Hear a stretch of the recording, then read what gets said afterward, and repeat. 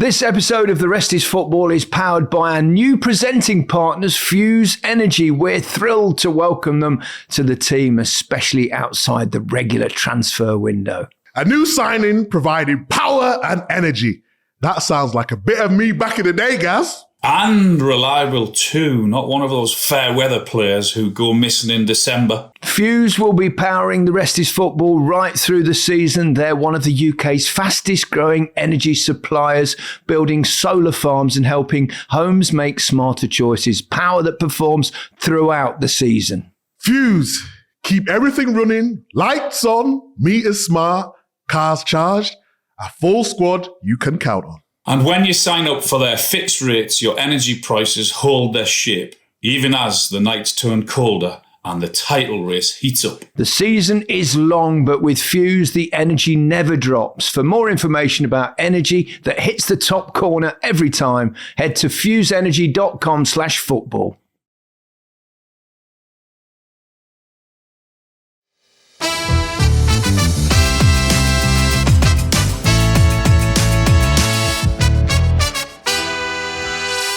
Hello and welcome to The Rest is Football with Micah Richards in the back of a car, as often happens on a Sunday. Alan Shearer clearly at home, and me, Gary Lineker, also at home after, fascinating weekends.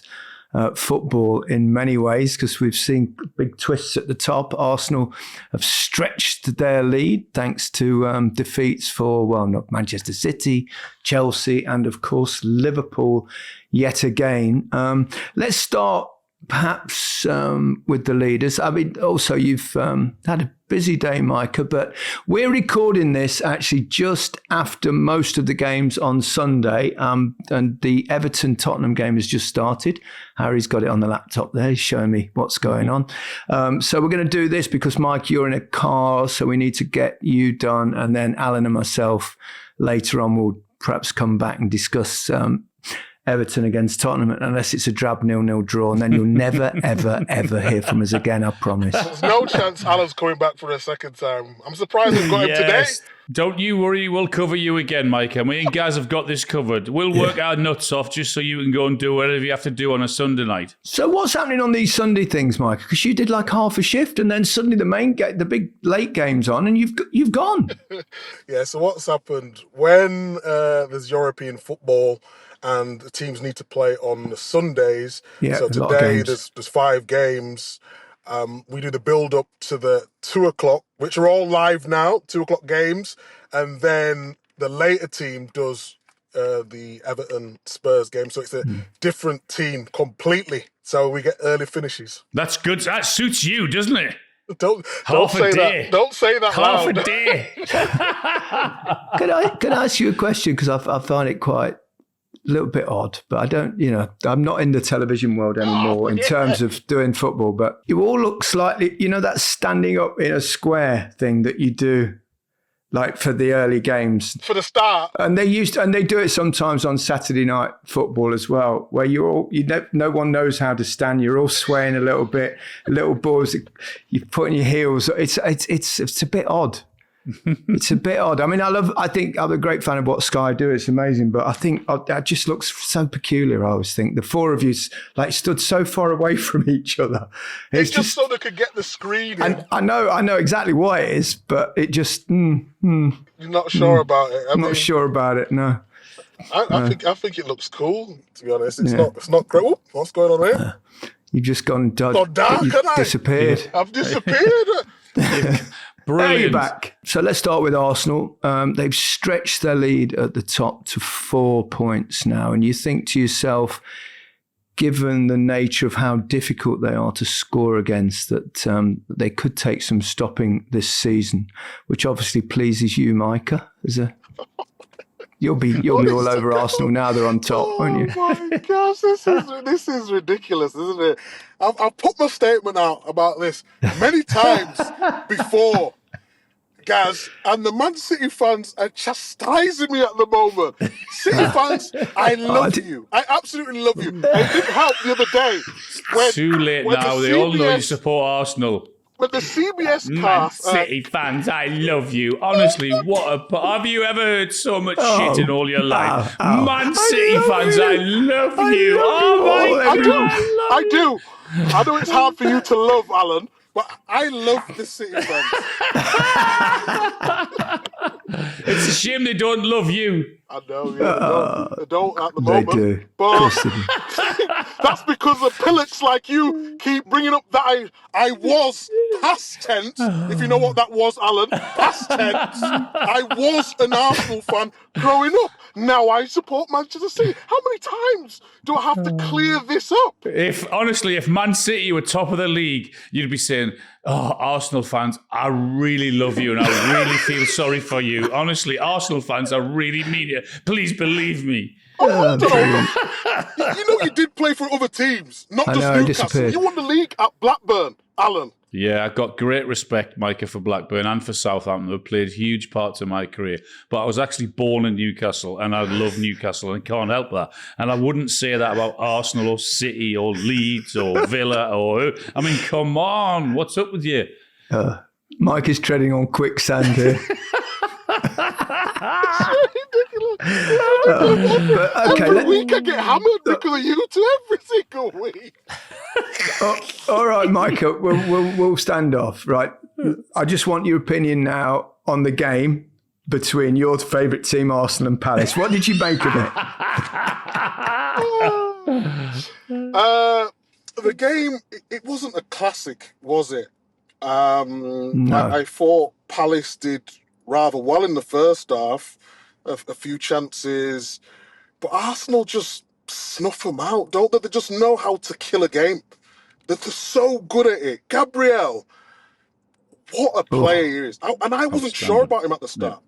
Yeah. I thought he made a few mistakes, looked a little bit clumsy, but now he's just turned into an absolute machine. On set pieces, he's so key. For and against. And the thing is, what people are starting, they're calling Arsenal set piece FC. But it doesn't matter. Win the games however you need to win them. That's the most important thing. And Arsenal are finding ways to win games. And that's why I believe they're strong. I've got a strong case now for winning the league. And I never quite believed it with Liverpool's players, and especially the window, the signings, everything else. But now they don't give teams opportunities. They just don't. And yeah, in terms of the game, it was nice for Eze to score. But all in all, they just look like a well-oiled machine. I would say so many of the games, particularly after Champions League week, are similar to what Arsenal had today in terms of not as comfortable as they'd like, not a great performance, but somehow you've just got to win the game. And Arsenal did that, and that's the huge advantage they've got over City, Liverpool, whoever else thinks they can challenge them before a ball was kicked. Now that because of their set pieces, because of their resilience, because of their squad, they're so much more in the driving seat than the other two are now, because of their ability to just win a game, even when they didn't play particularly well. That they can just win the game because they can, because of the set pieces, because of everything else, and how good they are at the back, and that's why they've got such a clear lead at the minute. Sorry, I interrupted that because Spurs have just scored. Who scored? Oh, have they? Please, kudos. Van der Ven. Yeah! He's got Van der Ven in his fantasy team. I've honestly, I have had the worst week ever, Mike, and my teams. The only person that scored points was the aforementioned Gabriel. No one else done anything for me. Obviously, they're two of my former clubs, Micah, but I'm a Leicester fan. But I do like Tottenham. Hey. Oh, Micah, it's been disallowed. Oh, calm down, Big Meeks, calm down. I'm joking, Micah. Got him a beauty there. So you two are going to give me a heart attack one of these days. You know that? Yeah. Well, I might get one first at my age. So what's gone wrong with Liverpool? What's going on? Where do you start? Where do we start? I mean, no one saw this coming. I think the vast majority of people, the vast majority of pundits, I can't remember any pundit saying that Liverpool would have problems defensively. I can only remember people saying because of the squad they've got, because of the investment and the players that they've signed, that they were the team to beat. But they are so bad all over the pitch. And, I mean, say what you want about them in midfield, the lack of protection, or the up front, the lack of connection between their signings. But defensively, oh my word. I mean, Van Dijk and Konate, the two fullbacks have had a lot of stick and a lot of criticism. And I understand that and I get that. But the two centre-halves, they are all over the place. They've been terrible, and they were at Brentford. They were awful, both of them. I mean, Van Dijk and Konate, weren't they? Yeah, they were, and I think what we're seeing now is Van Dijk needs help. How many times in previous seasons Van Dijk's bailed them out? And you look at partnerships, and we've always talked about Van Dijk and how good he is. He needs Konate to bail him out at the moment, and that's not happening. So you can't have two of your centre-halves not playing well at the same time. It's just... Why is it happening, Micah, do you think, to those two? Because they were so strong last season. Okay, Why? well, if you look at the tactical view, and Al sort of brushed over it there when he made his point, it's midfield. It's a midfield area. Protection. McAllister was protection for them. Gravenberch was protection, and Szoboszlai had legs last season. Now it's completely different. They're trying to go with a Curtis Jones, very good player, but he's not got the defensive qualities of the other midfielders I've mentioned. Wirtz as well. We know Wirtz is going to become a good player. We know that. He needs to find somewhere in a team where he can excel. But in terms of, if you're a midfielder now, and you're playing up against Wirtz, you're worried about what he can do on the ball. But off the ball, he's small, he's petite, he's not very strong, he's come from a different league. You're going to expose that, and that's what teams are doing now. It's energy in midfield, why Liverpool were so consistent. Let me put it to you then, Micah, about forget the lack of protection from midfield. What about long balls that are coming into the box? Where are the two centre-halves? I mean, there's no protection there then. You need your centre-half to go and put your head on it and go and compete and go and win a header. That's got nothing to do with protection in midfield. So, and I don't see the two centre-halves doing that. But the thing is, this season, to answer that, Alan, is last season when they pressed together and they wasn't exposed to that long ball. And don't forget, Slot's tweaked the way they played last season to this season. Do you remember we talked about Liverpool last season with Slot? They didn't change too much. They were a team that were patient in build-up. They were low block at times when they needed to be. They're trying now to press the ball a little bit higher. They're bypassing the midfield, and then defenders are not reading it. I agree with you. Defenders should be doing better. But for the goal for Konate, he's not normally in that position. Don't forget, when Trent was there, Trent would stop a lot of the counter-attacks because of his positioning when he used to go from right back into midfield. Now that is not happening. They've got too many players going forward at one time, leaving that, and the defenders, yes, agree, should do better, but they're not used to constantly having to defend that 1 versus 1 at the back. What about the long throw-in?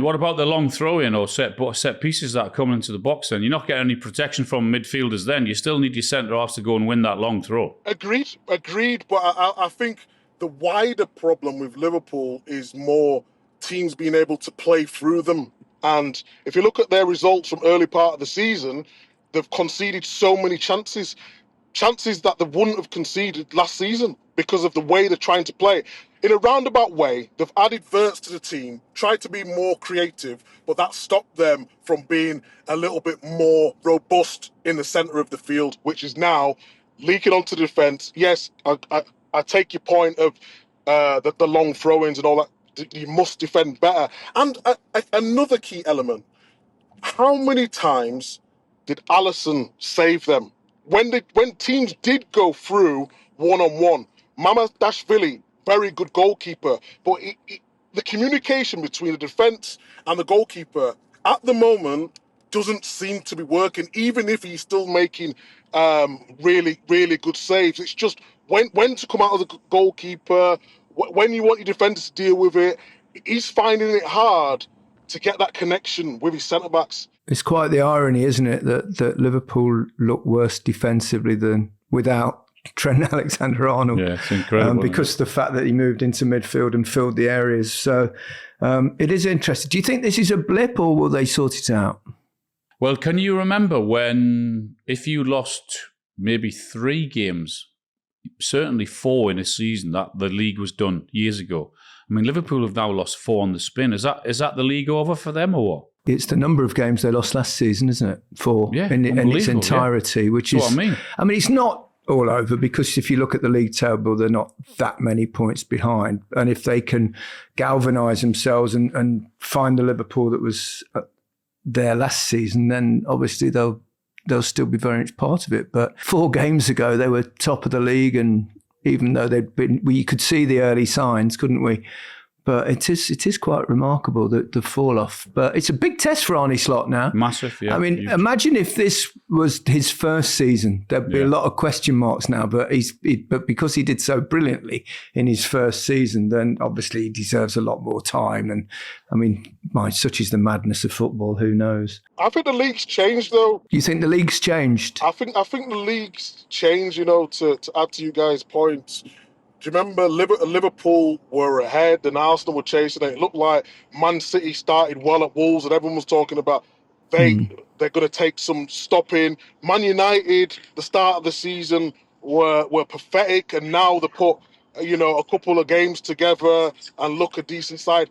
I do believe that the league is going to chop and change throughout the season this year. I don't think it's you lose 4 games and you're out the title race this year. I don't. Manchester City losing as well. Manchester United winning. It's all gone a bit topsy-turvy, hasn't it? I mean, Man United are doing way better than we thought they were doing. But I suppose apart from Arsenal, no one's been particularly consistent. No, I mean, great. You've got to give big credit to Man United. After their result last weekend, they had to, because you can imagine if they win at Liverpool and then they don't win at home, you know what the scenario and what everyone's going to be saying. So I thought they played really well, Alan, yesterday. I thought it was really a big win for them. And Boomer getting a couple of goals under pressure in the last few minutes of the game, but then obviously he gets that goal and then it's all over with. But that result and the run they're on will give him huge confidence and everyone else in the belief that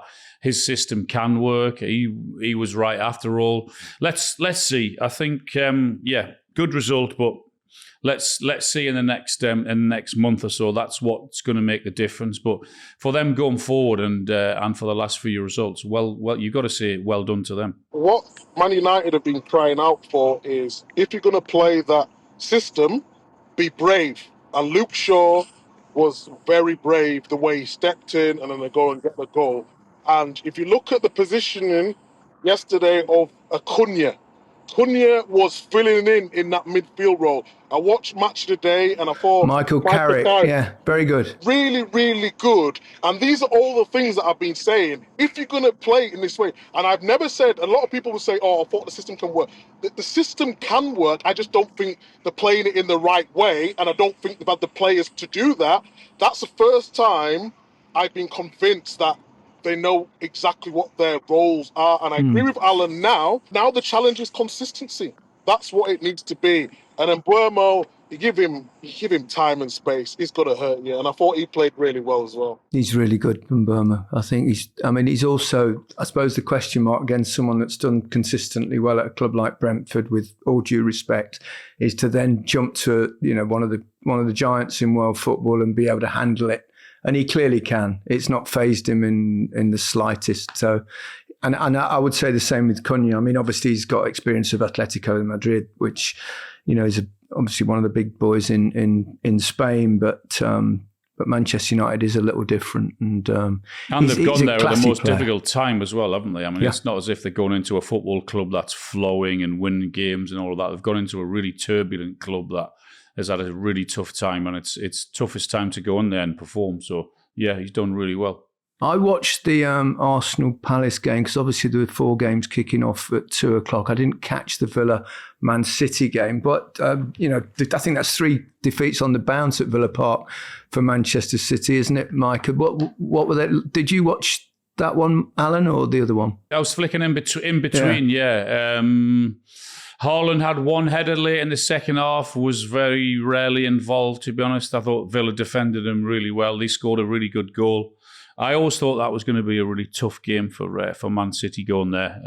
It is after Europe, after Champions League week when it's as tough it is. But that's a big result for Villa, and one they were under the cosh a bit second half, but thought they played really well and defended well, Villa. Totally agree with Alan. I thought Konsa was superb. I thought Onana in midfield, he put in some really good tackles when Man City tried to open them up.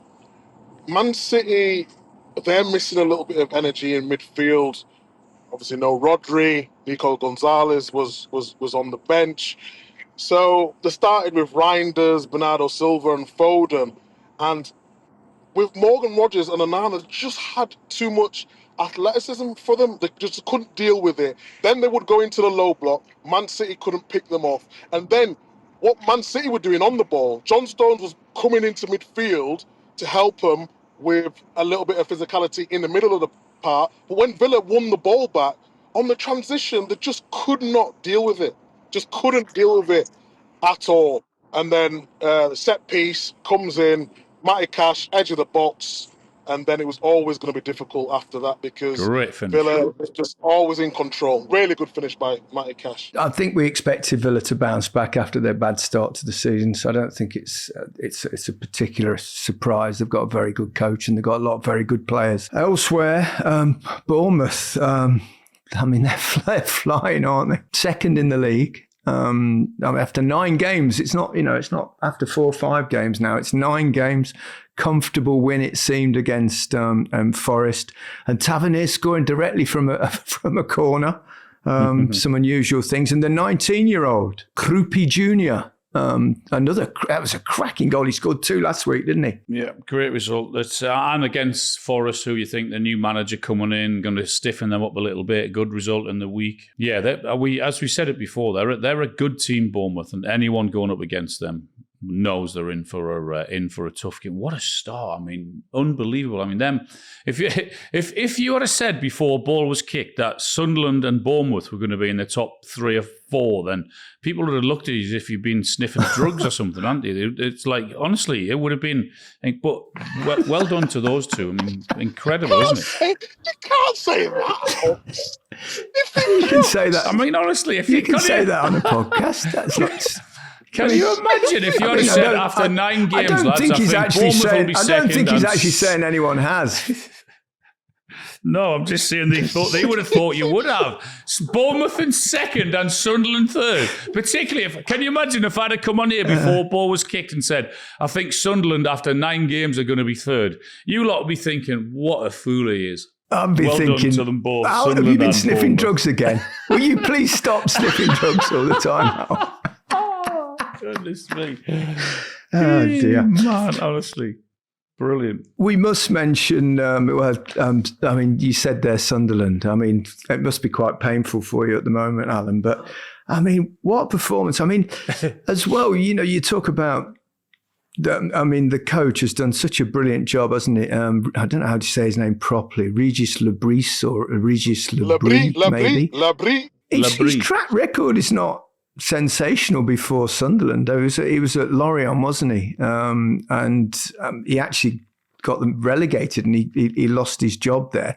And then Sunderland appointed him. But what an appointment it seemed to be, that he's done so well. Yeah, I mean, we talk about recruitment and the money spending from clubs and what have you. And Sunderland brought a lot of players in. So for them to get the balance right as they have done, and for some of their performances, and again, I mean, we always said about their home form, even their own fans would think, we're not really expecting to go there and get a win. They go there in hope, they go there because they support their team, But I don't think many of them would have thought they were going to go there and win the game and get 3 points in the way they did. So they've had a brilliant start, and as much as it pains me and hurts me to say it, you have to say well done to them. Why does it pain you, Al? You're supposed to be impartial pundit. I have to be impartial and match the day, but I can say what I want on the podcast, Micah. So as much as it hurts me and pains me to say it about Sunderland, you have to say well done to them. They've had an unbelievable start, brilliant results, some great performances, and I know their fans are pretty much enjoying it, and well done, Sunderland. You have been superb. We'll move just up the road a little bit to St James's Park. Alan, you were there. And actually, you interviewed Eddie Howe, didn't you, before the game? I saw that was going quite viral, and Eddie was saying lovely things about you. And I don't know what's wrong with him, but... I said, Eddie, when we were doing the interview, he said something when we're talking about my goals, and he tried to replicate them in the garden when he was a youngster.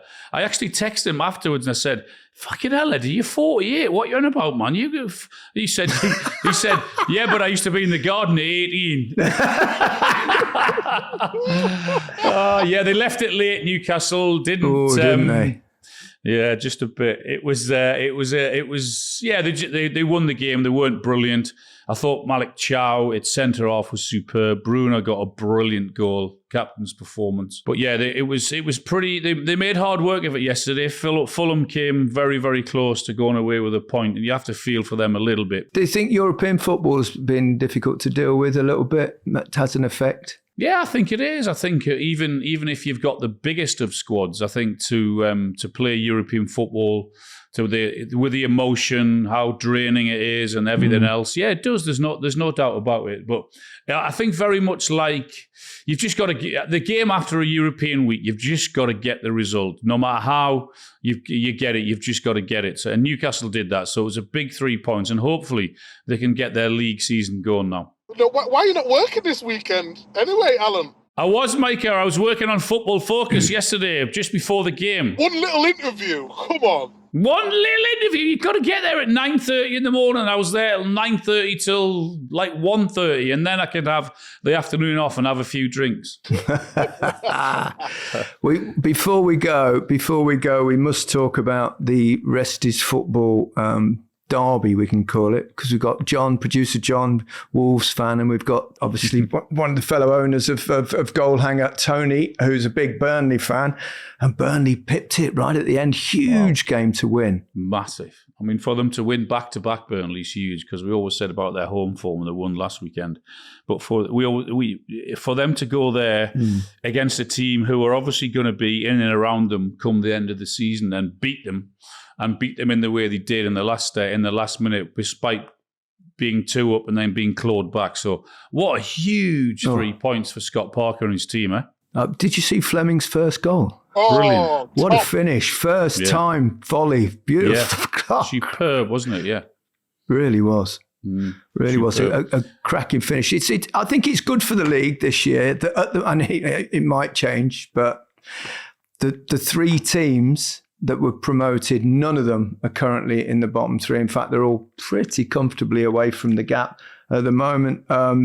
They're 5 points. Burnley are 5 points clear of the bottom 3. Leeds are 6 points clear, and as we know, Sunderland are flying high. So that's great.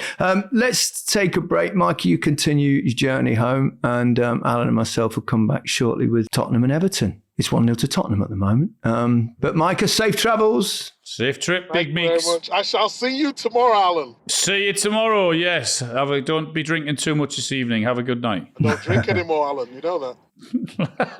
It's off the booze. Back shortly. Welcome back to the Rest is Football with just Alan Shearer and me, Gary Lineker. Now, I'm sort of glad Mike has gone a little bit, because he'd be gloating now about his fantasy, because he had Mickey van der Ven, who scored 2 and got a clean sheet and bonus points and all sorts. So he would have been pretty insufferable. So I can see him in the car now, his stupid little laugh, getting all excited. This weekend. You can see his shoulders going. He's been delighted, won't he? Oh, yeah. He'll be very happy, as will Tottenham's fans, as will Thomas Frank and their team. I thought, it was an exhilarating game, but it's a match won by set pieces, and I thought Tottenham dealt with Everton's set pieces really well defensively, but Everton couldn't cope with Tottenham's. Yeah, first team to go there and win in that stadium, away team. They deserved it, didn't they? I said earlier about when you've played in Europe and how difficult it is then coming back to the weekend. But I guess if you get everything right and do what Spurs did, then they made pretty light work of it in the end. And yeah, because of two brilliant set pieces and the determination to get on the end of balls coming into the box. I mean, set piece, and I know they've always been important, but this year more than ever, it seems every single team, it's like, the importance of them is incredible. Are we seeing a bit of a shift? Yeah, there's no doubt we are. We sort of joke about it a little bit, but, corners, long throw-ins, corners have always been a thing, but long throw-ins definitely come back in.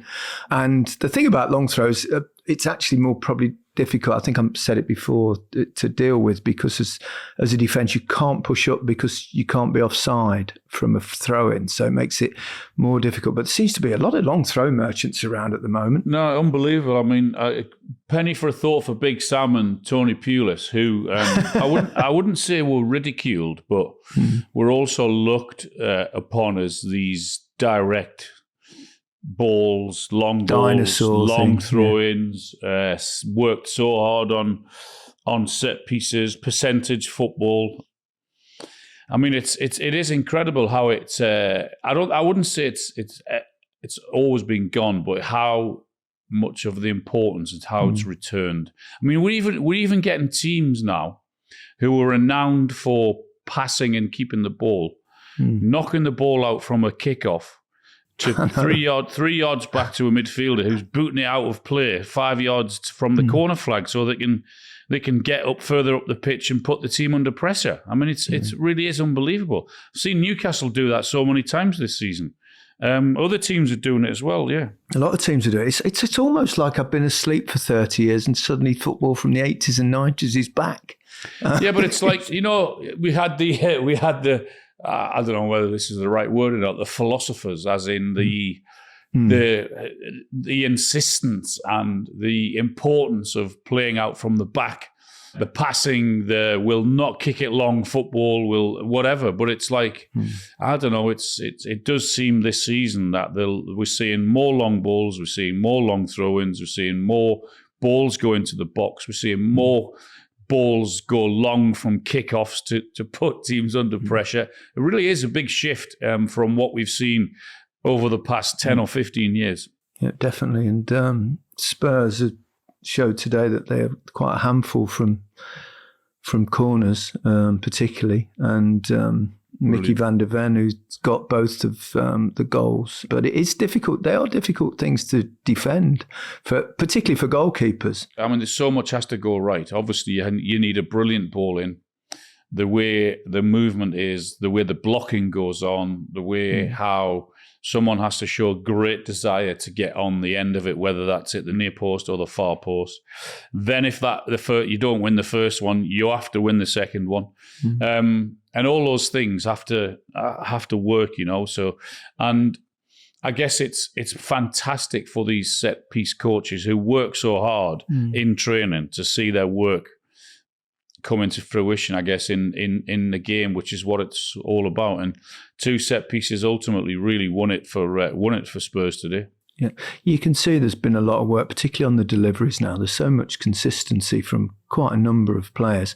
What did you think, Al, about the disallowed goal for Everton on Jai on the goal? I mean, he wasn't given as a foul, it was given offside. He was in an offside position, but he didn't touch it. He probably just about interfering with the goalkeeper. But yeah, I mean, it doesn't sit easy with me, but it's very difficult to argue with the laws. Because there's no way the keeper's stopping that anyway, irrespective of whether someone's in front of him or not. I mean, I was getting on my high horse yesterday. I was sending texts left, right, and centre about that the penalty that Liverpool conceded with Van Dijk. Oh, what did you think about that? Because we didn't mention it in the first half. I thought it was. I was just on about. We're not going to re-referee. We're not going to interfere. It's only for the clear and obvious. But then they come back and say, "Oh well, it's factual because it was a foul." There's no way if the referee thinks that's in the box, he doesn't give that. It's all right him giving a free kick, but I'm pretty sure that if he thinks that's in the box, then that's not going to be given as a penalty. We've all been in the game long enough to know that and understand that. Yeah, I think you're spot on there. Yeah, it didn't sit easy with me, but it's very difficult to argue against the laws. But I don't like it. I don't like it at all. I mean, Virgil van Dijk was slow on the tackle, whatever you want to say about that. But no, it didn't sit easy with me. And that didn't today with Everton because the keeper's not stopping that. Even if someone's not in and around him, he's just not stopping it. No, I agree. I think talking to But you're looking at today, guys. If you look at today, tell the importance of set pieces. Arsenal won the game.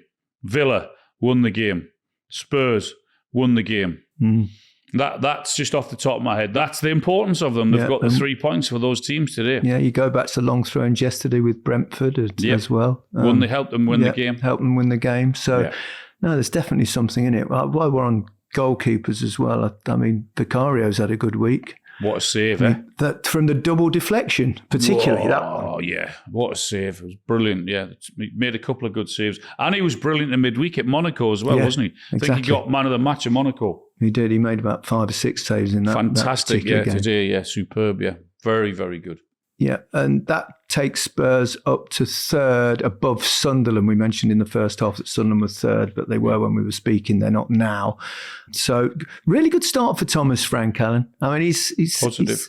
Really positive, I think he's... That's not surprised me. Yeah, just, I mean, he's taken what he was brilliant at, and obviously what he was brilliant at Brentford, he's taken that into Spurs. Great organisation. Got his players knowing their roles, knowing what to do. And of course, we've mentioned the set pieces. He's got his players wired into set pieces, which you have to be both for and against, because equally as important. So, they've had a positive start under Thomas. There's no doubt about it. Really had. I think we mentioned earlier about Gabriel and his significance that he's had at Arsenal and how important he's been to them. But Mickey van der Ven, who had obviously a couple of injuries last season, had hamstring issues. But, I mean, he's all-round game. I mean, he can play. He's like lightning. He's brilliant in the air. He's big. He's strong. If he can stay fit, I'm sure we said that 2 or 3 weeks ago. I'm sure we said the same thing as whether they can keep him fit because... And that's a big if because of, I mean, when you're as quick as he is, then inevitably I think you're going to get injuries or hamstring injuries throughout the season, maybe once or twice. But the only thing is, though, Alan, perhaps, I don't know, this might be a little bit unfair on Postecoglou, but perhaps because of that high line, he would have had to make more sprints, whereas Thomas doesn't play quite that way. I mean, he does like to press and play reasonably high, but it's a little bit different. So he might not be put under quite as much stress. I hope so for his sake, because there's no doubt he's a quality defender. He really is very, very good. Okay, well, it's been a good weekend for North London, that's for sure. Yeah. I want to talk, Alan, just a quick one before we go, a little words of comfort or whatever. It's probably not the right word, but empathy, really. I think for Sheffield Wednesday and their supporters, gone into administration, obviously, which hopefully they can, sort it all out. But they've got a 12-point penalty. They're now, I think, on -6 or something. I understand why, clubs have to suffer repercussions, but I always think it's like kicking a club when it's down, when it's at its lowest. And we've had this with other clubs, and I don't know, it doesn't sit well. It's almost like the fans take the punishment because through no fault of their own, the fans, because they're the constant. They're the ones that are always going to be there. But I do sense, as bad as it has been, and it has been horrific for them, but I do sense a bit of relief, and they might have to suffer a little bit more. But I guess they've now got their club back. I know they're in administration. Someone else will come in and hopefully buy the club, and probably have to be relegated. So it is going to be a little bit more pain before it gets better. But I guess even them taking the letters out of the stands with his name on their stand, I saw them doing that yesterday. Even that relief to get rid of him out of the club and gone. At least they can have a sort of a clean slate and try and look forward now, as tough as it's going to be. Well, let's hope they can find someone that's got the best interest of the club at heart to take them forward. So, good luck to the Owls. Final word too on while we're on the Championship on Coventry. Blimey. Wow. Unbeaten, flying in the league. They're not only winning games, guys, but they're actually battering teams and scoring like ridiculous amount of goals, aren't they? I think more than any other team in the four three divisions. yesterday, wasn't it? Or three, it was... 34 in total, Alan. Is that what they've got? 34? Yeah, It's brilliant. 34. What a job he's doing, Frank. Yeah. Great to see, isn't it? So pleased for him, actually. And me too, because he's not only very thoughtful on the game, but he's also a top bloke. Lovely bloke, I'd be so pleased, and hopefully it can continue. Yeah. It's funny. I thought at the end of last season, they had that great run, didn't they, when they just missed out in the playoffs. They got to the playoffs and then they missed out in the didn't quite make it to the through to the Premier League. But I thought to myself at the time, I think that was probably the best thing for probably for Coventry and for Frank. I know you want to go up, but I don't think they'd have been ready. So, do you know what it is though, guys? What I think, and what we've just been on about Sheffield Wednesday. Look at the situation Coventry were in a few years ago. So, if they're looking for something to look forward to, hopefully Coventry is an example that, as bad as it gets for Sheffield Wednesday fans, there might be a little bit of light at the end of the tunnel. And in a few years' time, that might be them sitting at the top of the table and hoping to get back to the Premier League. But brilliant for I remember Coventry. being involved when Leicester went into administration. Really? Way back, like early 2000s. And, 15 years, 16 years later, they won the league. So Premier League. I'm not saying that's going to happen very much, bit of hope. Who knows? Yeah. Okay, let's call it a day there, Alan. Alex has been out. The rest is football. Alex Aljo has been out I saw she's in Madrid for the she? Clasico. And she's done an interview with Rakitic, which we're going to put out on Wednesday. So I look forward to seeing that. I'll be back on Tuesday with the rest is football La Liga with Alex, who's been out there at the game. So which Real Madrid have won, haven't they? Madrid 1-2-1. Yeah, it kicked off a little bit at the end as well as directed at Lamine Yamal. Some of the players were saying you're talking too much at him, and it got a little bit heated for a while, as it often does in the Clasico. Yeah, nice. So we'll have a bit to discuss on that. But for now, goodbye from me. Goodbye from me. Have a great week, everyone.